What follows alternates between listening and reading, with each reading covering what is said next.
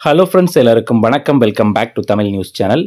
நம்மளுடைய சேனலில் அரசு ஊழியர்கள் மற்றும் ஓய்வூதியர்களுக்கு தினசரி வெளியாகக்கூடிய பல்வேறு முக்கியமான அறிவிப்புகளை தொடர்ந்து வீடியோ வடிவில் கொடுத்துட்டு வரோம்.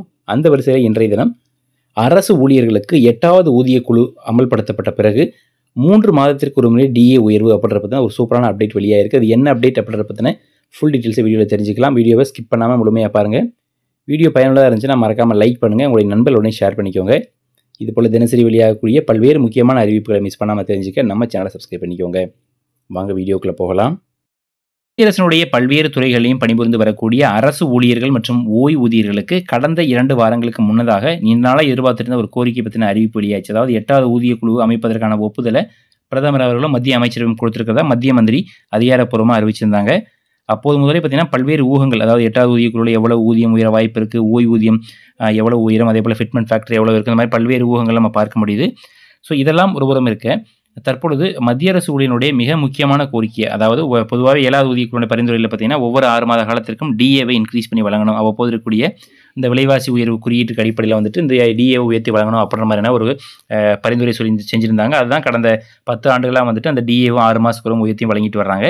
ஸோ தற்பொழுது அதில் தான் ஒரு மிகப்பெரிய ஒரு அப்டேட் வெளியாயிருக்கு. அதாவது இந்த 8வது ஊதிய குழுவுடைய பரிந்துரைகளில் கண்டிப்பாக ஒவ்வொரு 3 மாதத்திற்கும் ஒரு முறை இந்த டிஏவை மறுபரிசீலனை செய்து உயர்த்தி வழங்கணும் அப்படின்ற மாதிரியான ஒரு மிகப்பெரிய கோரிக்கை எழுந்திருக்கு.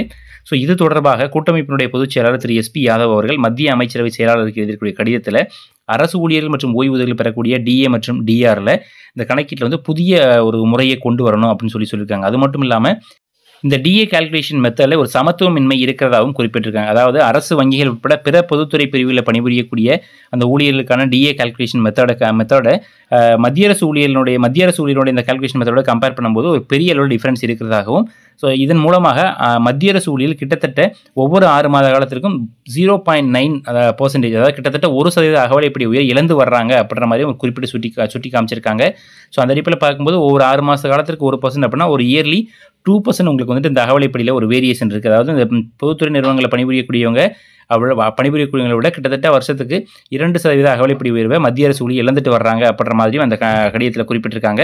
ஸோ இதன் மூலமாக என்ன சொல்ல வர்றாங்கன்னா, வருகின்ற 8வது ஊதிய குழுவில் கண்டிப்பாக ஒவ்வொரு 3 மாத காலத்திற்கும் விலைவாசி உயர்வுக்கு ஏற்ப இழப்பீடு பெறக்கூடிய வகையில் கண்டிப்பாக அகவலைப்படி செய்யல மாற்றம் செய்யணும் அப்படின்ற மாதிரியும் ஒரு மிகப்பெரிய கோரிக்கை வச்சுருக்காங்க.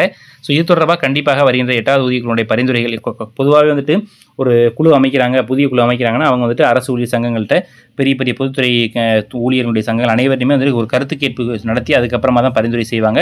ஸோ நிச்சயமாக இந்த அமைக்கப்படக்கூடிய 8வது ஊதிய குழுவானது ஊழியர்களுடைய மிகப்பெரிய கோரிக்கையாக இருக்கக்கூடிய இந்த 3 மாத காலத்திற்கு ஒருமையாக அகவலைப்படி அப்படின்றத கண்டிப்பாக பரிசீலனை செய்வாங்க அப்படின்னு நம்புவோம். ஸோ இது பற்றின உங்களுடைய கருத்துக்களை மறக்காமல் கமெண்ட் எழுதுங்க. வீடியோ பிடிச்சேன்னா கண்டிப்பாக லைக் பண்ணுங்கள், உங்களுடைய நண்பர்களோட ஷேர் பண்ணிக்கோங்க. இது போல் தினசரி வெளியாகக்கூடிய முக்கியமான அறிவிப்புகளை மிஸ் பண்ணாமல் தெரிஞ்சுக்க நம்ம சேனலை சப்ஸ்கிரைப் பண்ணிக்கோங்க. மீண்டும் சந்திப்போம். நன்றி, வணக்கம்.